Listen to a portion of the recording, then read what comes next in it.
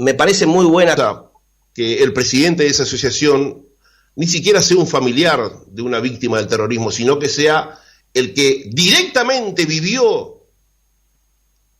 las dramáticas acciones de ese terrorismo, y me estoy refiriendo a mi querido buen amigo Sergio Molaguero. ¿Cómo andás, Sergio? Buen día y un gusto tenerte aquí en Estado de Situación. Gracias por la invitación. Gracias por el concepto también. Es cierto, todo lo que tú decías anteriormente lo suscribo. Hay más cosas para agregar, ¿verdad? Tú sabes que hace más de un año que comenzamos con unos pocos amigos, fundamentalmente los familiares de civiles que tuvieron la desgracia de sufrir la pérdida de sus padres en esa confrontación inútil, y la muerte de Burgueño marcó un destino, la de Jaime Orosa, la de Custodio, la de Fernández, el policía Fernández y el policía Sánchez, dos de las víctimas bien inocentes, porque cayeron abatidos por las balas criminales el 13 de febrero de 1972 en la comisaría de Soca. Y nosotros justamente hemos comenzado a partir de diciembre, en el primer homenaje que se hizo a Pascasio Báez en Pan de Azúcar, hemos empezado a homenajear fundamentalmente hasta el momento a policías abatidos, que fueron la mayoría de los caídos en la lucha contra el terrorismo. Y este 13 de febrero vamos a conmemorar el 50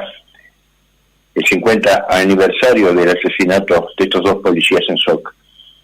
Así que hago partícipe a toda tu audiencia, Neri, que sé que es cuantiosa. Yo vengo siguiendo tu programa cuando me despierto, hago la acotación. Pero ya vamos a entrar en las acciones que ustedes están tomando de manera así puntuales, recordando especialmente 50 años, porque todo eso se dio cerca de los años 70, tipo de hechos. Pero quiero, Sergio, entre otras cosas, uno de mis gurises está escuchando el programa, y en él seguramente muchos otros gurises, quiero que sepan de la historia de alguien que vivió y padeció hechos terribles en esos años duros de plomo, como fue tu caso.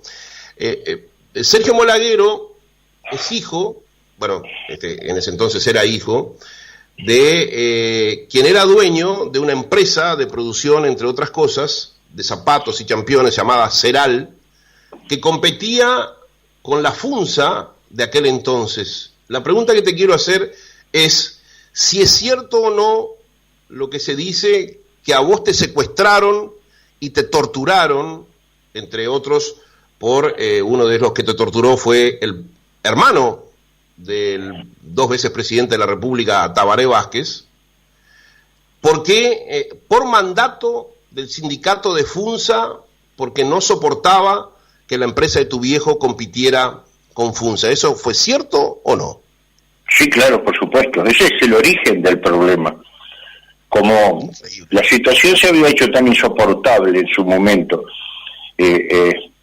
porque Santa Lucía vivió una pequeña guerra interna, porque en la medida de que el conflicto no tenía una solución, porque las reivindicaciones que empezaron a solicitar, quienes estaban al frente de un sindicato que estaba mayormente, un sindicato de una empresa que ajena a FUNSA, ¿verdad? Estaba compuesta por sindicalistas, había 4 o 5 de la interna de la empresa nuestra,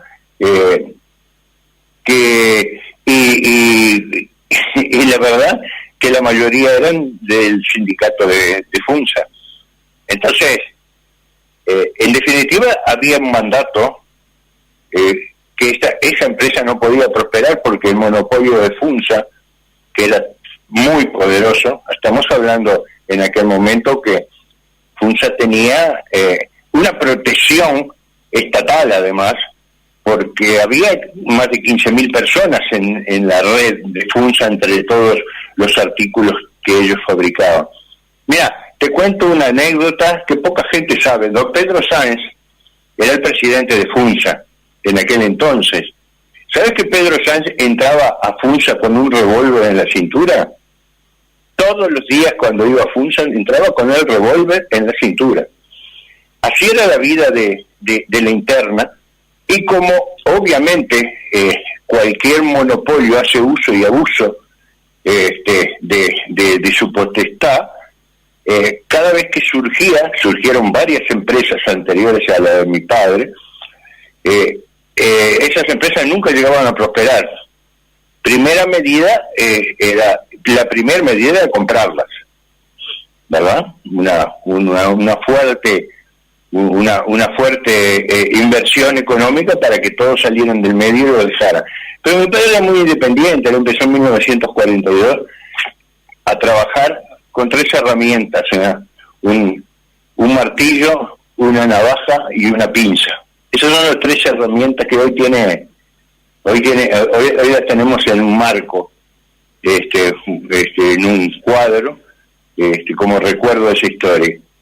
Y no aceptó, quiso seguir trabajando por las de él, y en el año 59 pudo traer un equipo de máquinas de vulcanizado para hacer championes, que en definitiva son calzados deportivos. El champión, si sería fuerte, que la marca Champion era la marca, fíjate que hasta hoy día se dice Championes, y Championes no es nada más ni menos. Quedó como sinónimo de ese tipo de calzado, yo que sé, como Colgate, sinónimo de pasta dental, por ejemplo, o Gillette de las cositas de afeitar, ¿te acordás?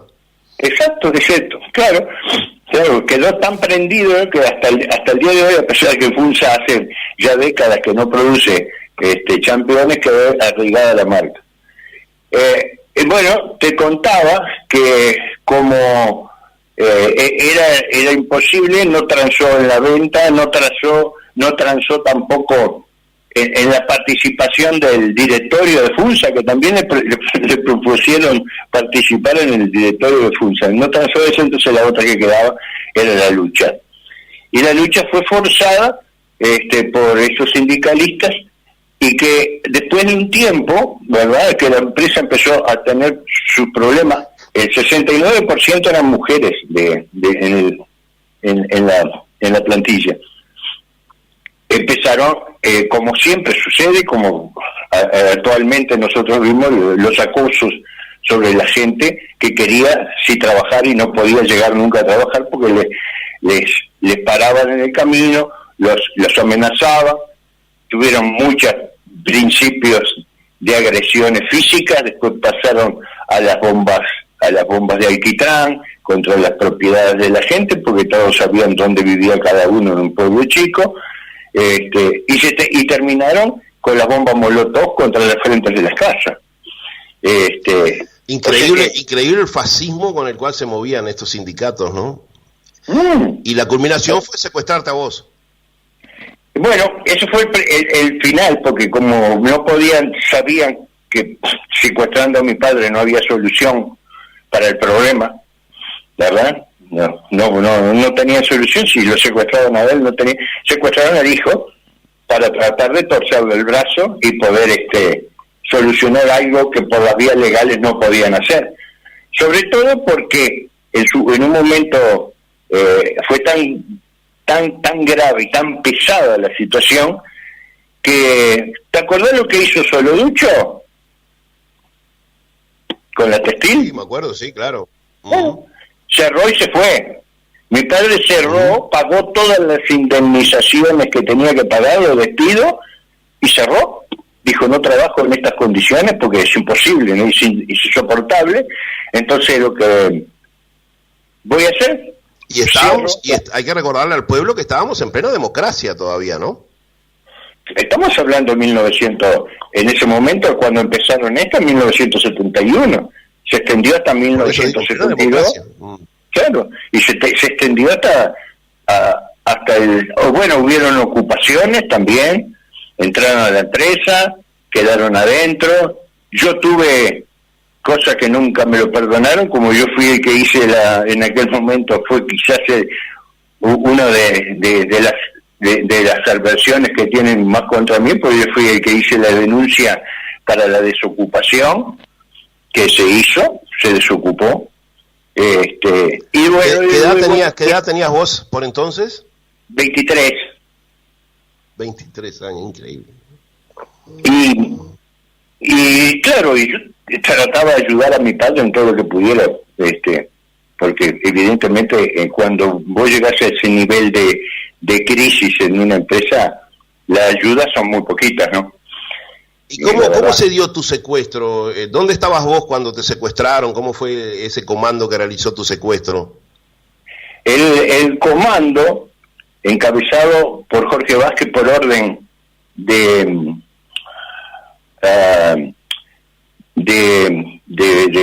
el apodo era La Chola, era ahí, ¿cómo se llama? El compañero de la senadora Constanza Moreira.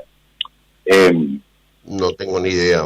Sí, claro. Era la agrupación OPR 33, no eran los Tupamaros. La organización OPR 33, ¿no? Sí, claro.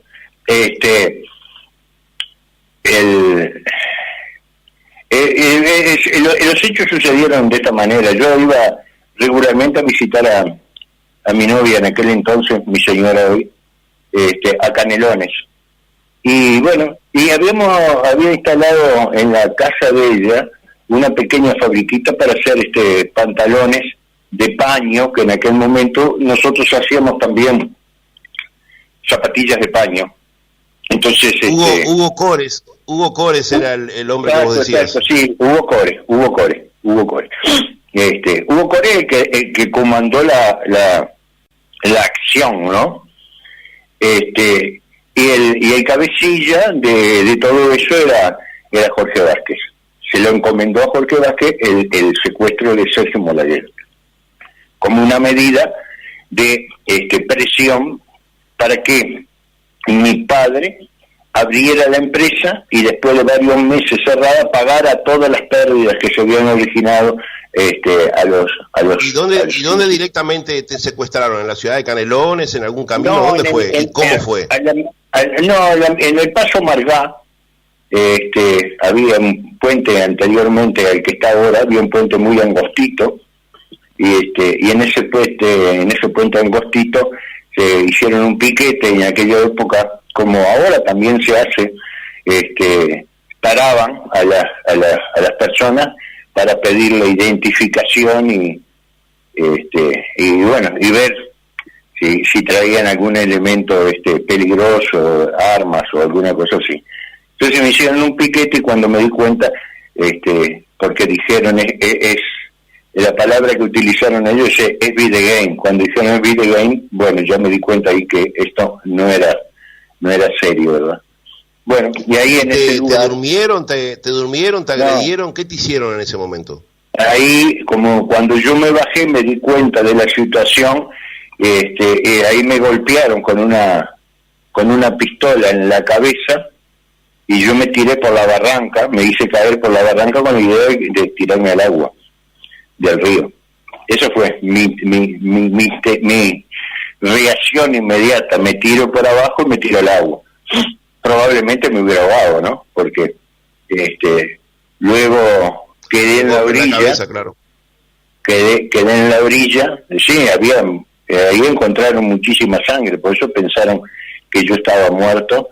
Y ahí viene otra parte difícil de entender para los que no participan, el sufrimiento de las familias, ¿no?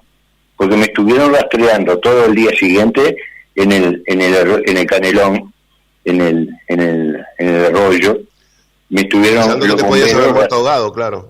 Porque pensaron que yo estaba en el fondo, ¿verdad? Y pasaron horas espantosas, porque claro, tú sabes que cuando largan los ganchos, siempre recogen, siempre hay algo para traer para arriba, y cada vez que traían algo para arriba, que eran ramas, troncos, todo, decían, acá traemos algo. Qué horrible. Es espantoso. Yo me pongo qué en una inhumanidad, situación qué inhumanidad generando esos sufrimientos, pero bueno, lo vivimos con el caso Pascasio Báez, que lo difundimos muchísimo. Sergio, ¿y el tiempo que tuviste secuestrado, ahí te torturaron, por supuesto, la comida era totalmente insuficiente, el lugar donde estabas? ¿Qué recordás de eso? Me acuerdo de todo perfecto, y además me invitaron para visitar los lugares donde estuve, y en los 3 lugares que estuve, estuve secuestrado, lo fui a reconocer, ¿no?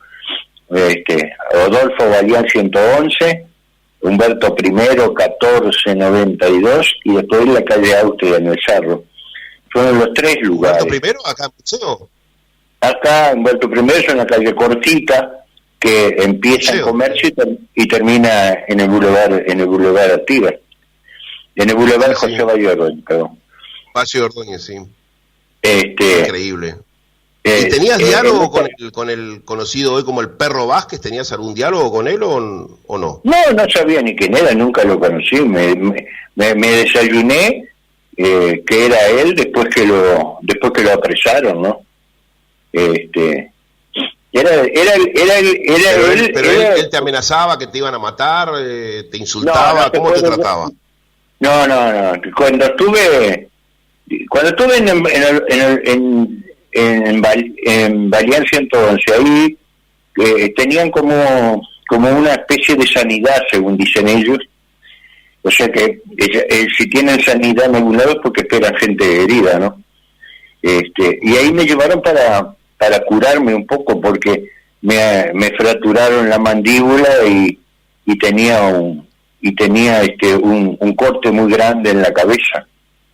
Y me llevaron ahí para curarme las heridas. Y una vez que ellos pensaron, bueno, obviamente después que me secuestraron en Paso Margá, ahí me inyectaron, me inyectaron muchas veces. Cada vez que me iban a llevar de un lugar a otro, me inyectaba para tratar de dormirme, ¿no? A pesar de que a veces no lo lograban totalmente, pero me inyectaban varias veces. Y cuando consideraron, después de Balián, que yo estaba... Que Balián está en La Teja, ¿sabías? La calle de Balián es una calle que está ahí, paralela a Carlos María Ramírez, como yendo para el cerro, como 3 o 4 cuadras a la derecha. Sí. Cuando consideraron que yo estaba mejor, me trasladaron para Humberto I. Bueno, y ahí en Humberto I me pusieron adentro de un pozo, que era un pozo, yo no sé si lo hicieron a profeso, porque era un pozo de, ponele, unos 3 o 4 metros de diámetro, dividido en una de las partes con una mampara, donde habían permanentemente 2 custodios armados. Tenían una mampara ahí. En ese mismo lugar estuvo la Michela Rey. La Michela Rey, la esposa de Costa Gabras, secuestrada en el 71, según ella, para ver las elecciones, ver cómo se desarrollaban las elecciones en Uruguay. Y eso fue obviamente un autosecuestro para sacar de adentro la información necesaria sobre cómo se movían los movimientos sediciosos de la época. Y escribir. Sergio, y con todo eso que vos pasaste y los perjuicios que padeció tu familia, y además tantos y tantos otros como en ese ingreso que yo hice de esta entrevista, ¿hay algún tipo de reparación de parte del Estado? ¿Hay jubilaciones, llamémosle, focalizadas en todo lo que ustedes pasaron, o no hay nada? Nere, ni siquiera saben quiénes son las personas. A ver, lo mío es notorio porque, bueno, me han dado prensa, yo saqué el libro, ¿tú te acordás que hicimos alguna nota en televisión contigo y con Álvaro Alfonso, en su momento, en estado de situación, cuando estabas no me acuerdo qué canal era. En BTV. En BTV. Ahí inclusive yo llevé ya, eso fue allá por el 2008 cuando yo publiqué el libro.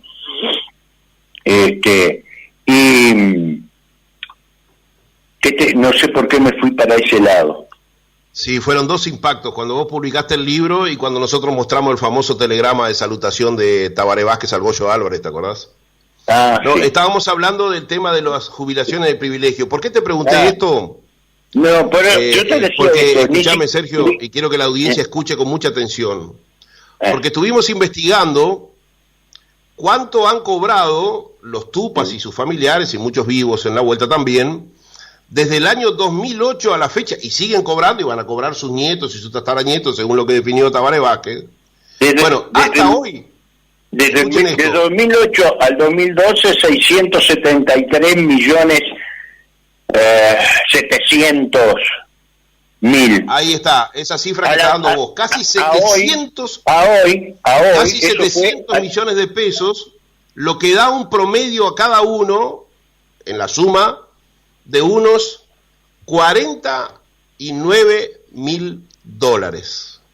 Eso al 20 de agosto, como esto se ajusta diariamente por...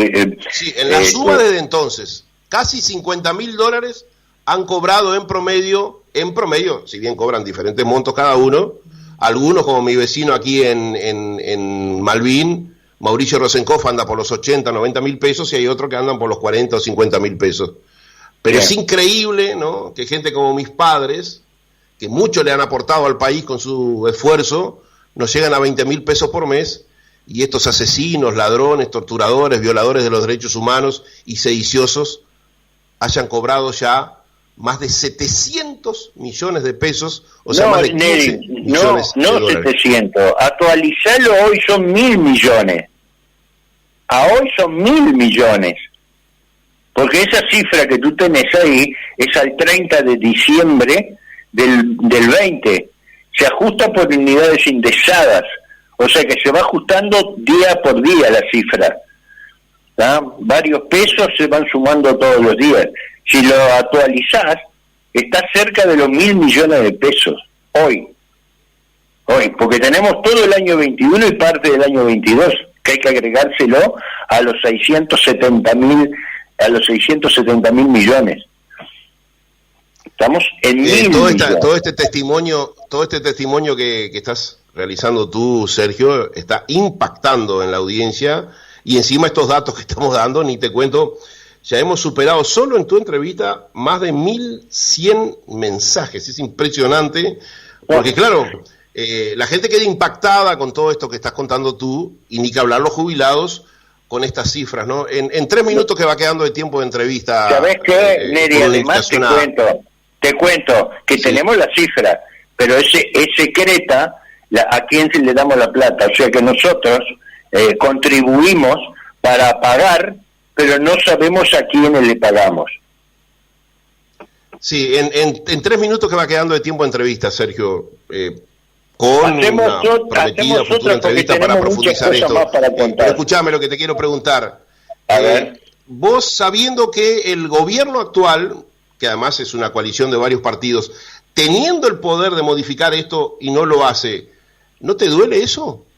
Me duele otra cosa. Hay un proyecto de ley, Neri, hay un proyecto de ley que lo presentó el senador Lozano, que es el de reparación moral y material para las víctimas, que nos habilitaría, está desde diciembre de este año, no, del año anterior, está desde diciembre del 20, ese proyecto, y está en la Comisión de Constitución y Código, una comisión más o menos con ese nombre, y no se logró llegar a tratar todavía. Pero bueno, esperemos que alguna vez que termine, se supone que esto quedó para atrás por todos los efectos de la LUC, y una vez que termine esto, esa nos permita tener la reparación para que podamos tener la posibilidad de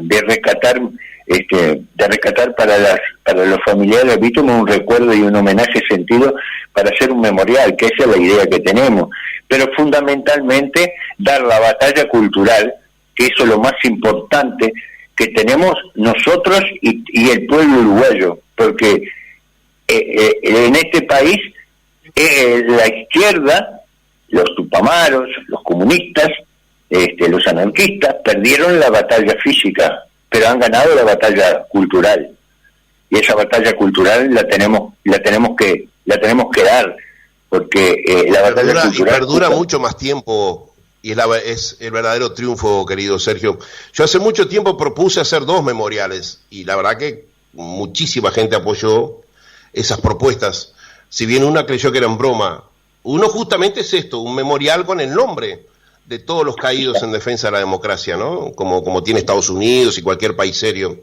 Y otro, un memorial de la joda, porque si hay algo que ha caracterizado la acción gubernamental en los años, especialmente en los 15 años anteriores a este gobierno, fue eso, la joda. ¿Sí? Y no fue en broma que propuse eso, ¿no?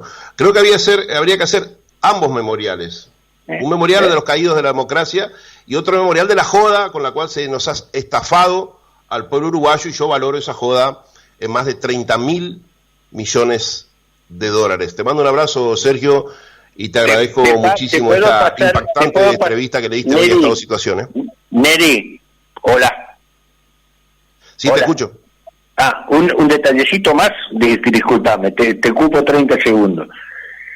Quien puso la bomba en el Moulen y dejó discapacitada a una mujer que luego murió a consecuencia, quien mató al padre de Orosa, el chofer de CUPSA, y quien te está hablando, tenemos que soportar que haya memoriales de las personas que actuaron en nuestros atentados. Tenemos que soportar que ellos tengan memoriales como luchadores sociales. Con eso quería cerrar. Sí, se trata de eso, ¿no? Se trata de la vieja filosofía goebbeliana de repetir una mentira muchas veces, y la gente, especialmente los jóvenes, terminan asumiendo como verdad. Por eso yo creo que el gran campo de batalla, que lo dijiste muy bien tú, es el campo de la educación, para transformarla justamente en eso, en la vieja y querida educación bareliana, en contra de este proceso de adoctrinamiento que hace tanto tiempo lo padecen nuestras generaciones. Te mando un abrazo, Sergio. Por supuesto, sabés que en Neri Pinato ustedes tienen un amigo.